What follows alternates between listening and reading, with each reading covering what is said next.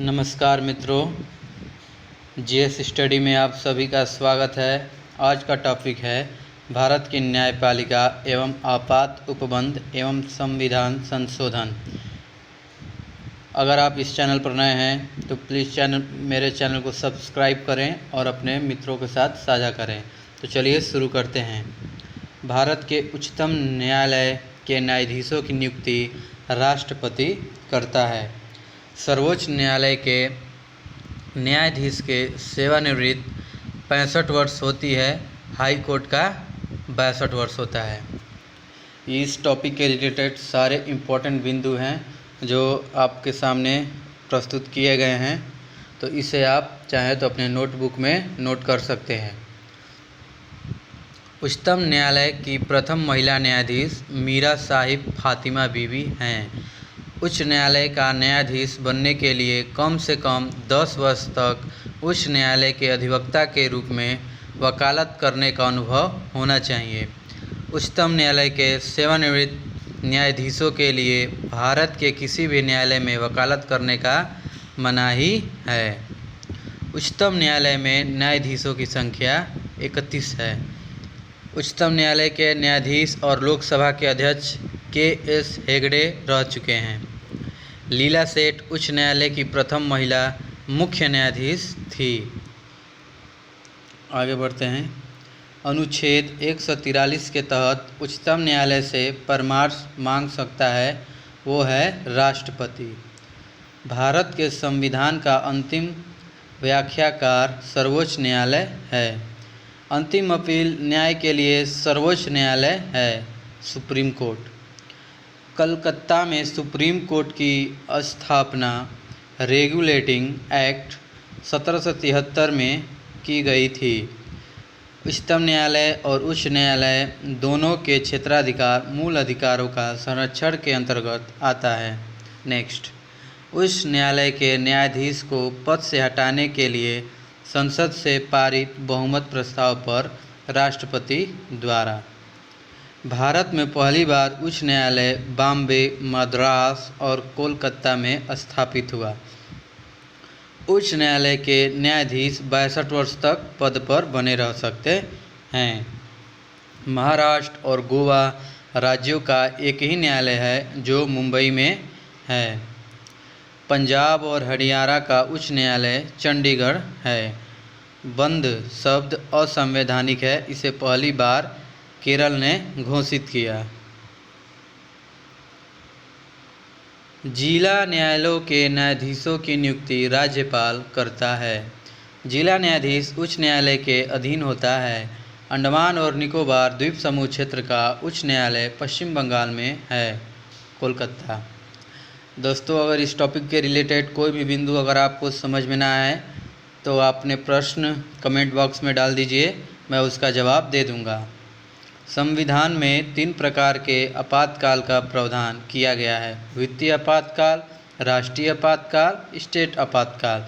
वित्तीय आपातकाल 360 अनुच्छेद में है, राष्ट्रीय आपातकाल 352 अनुच्छेद है और स्टेट आपातकाल 356 अनुच्छेद, यानी 352 और 360, 356 इन तीनों का वर्णन अनुच्छेद 360, अनुच्छेद 352, अनुच्छेद 356 में है।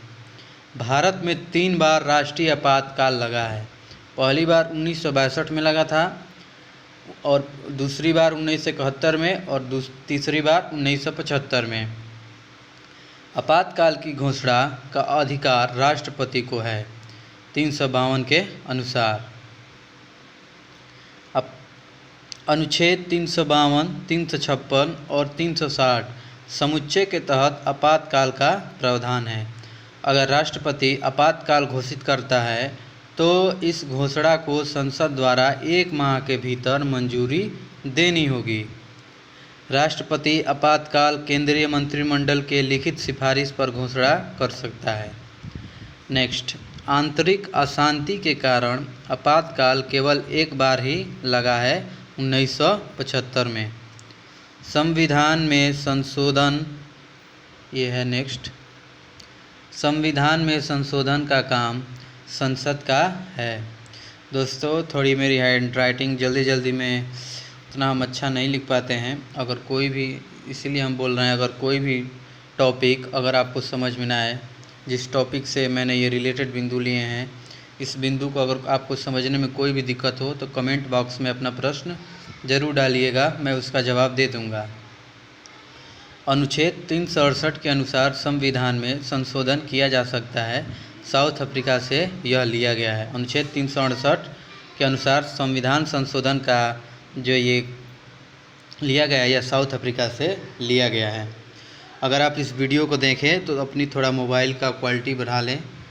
अगर आप 360p पर देखेंगे तो ये वीडियो आपको बहुत अच्छे से और साफ़ सुथरा दिखेगा। लघु संविधान 42वां संविधान संशोधन 1976 में लाया गया था। भारत में प्रथम आम चुनाव और प्रथम संविधान संशोधन 1951 में किया गया। संसद के किसी भी सदन के अधिनियम द्वारा संविधान में संशोधन किया जा सकता है।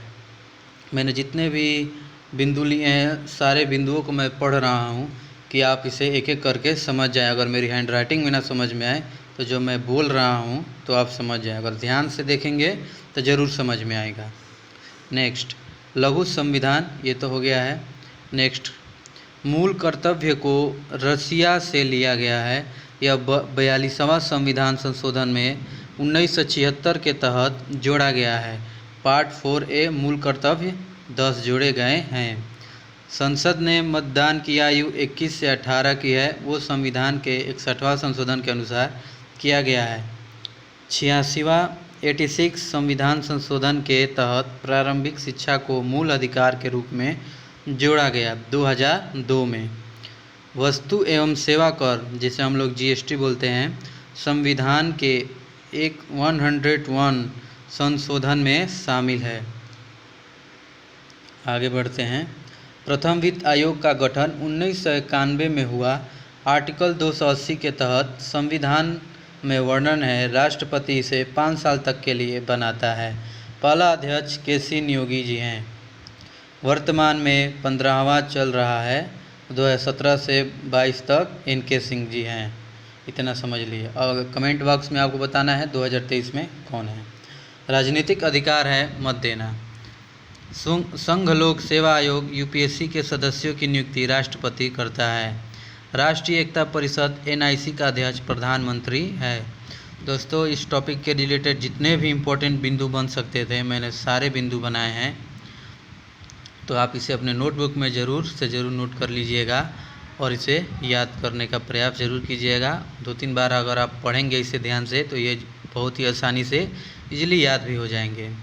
योजना आयोग 1950 में बना। योजना आयोग का अध्यक्ष प्रधानमंत्री होता है। इस टॉपिक से और इस जो मैंने बिंदु लिए हैं, सीधे क्वेश्चन आएगा, पूछ देगा योजना आयोग 1950 में बना, तो योजना आयोग का अध्यक्ष कौन होता है? तो प्रधानमंत्री होता है।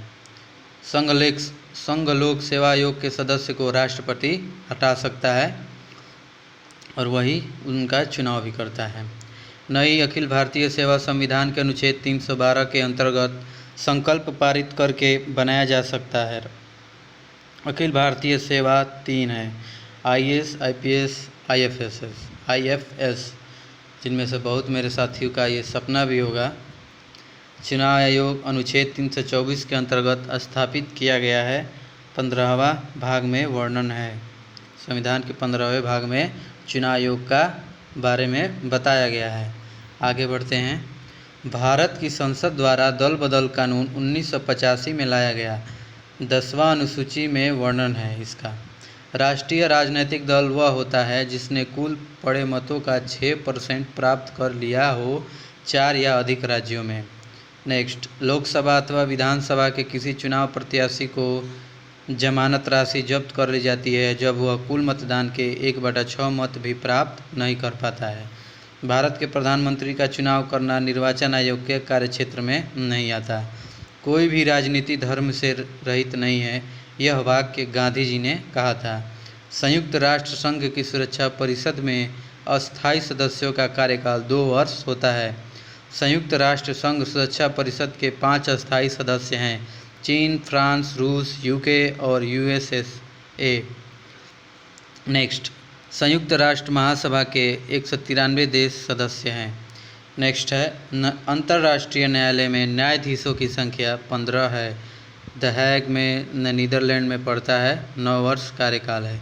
लाल बहादुर शास्त्री ने राष्ट्रपति अयूब खान के साथ ताशकंद समझौते पर हस्ताक्षर किए थे। अगर आप इस चैनल पर नए हैं तो प्लीज़ मेरे चैनल को सब्सक्राइब करें। ऐसे ही वीडियो मैं आपके लिए लाता रहूँगा। और यह चैनल मित्रों, मैं आपको बता दूँ, यह चैनल आपको कोई भी डिटेल में नहीं पढ़ाया जाएगा। अगर आप इस टॉपिक को पढ़े हैं तो बस मैं उसका नोट्स लाता हूँ।